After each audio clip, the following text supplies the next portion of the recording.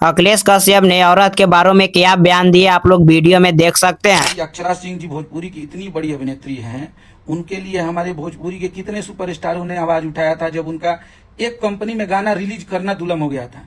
उस टाइम आपका सोचिए, महिलाओं का सम्मान वाला हमारे जितनी भी अभिनेत्री है, चाहे हीरो हैं, उस टाइम ये आपकी मानसिकता कहाँ गई थी? वो भी तो एक महिला है।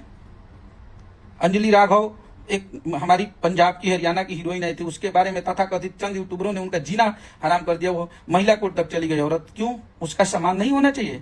वो भी तो एक महिला थी। हमारी ज्योति भाभी ही है, उनका सम्मान नहीं होना चाहिए?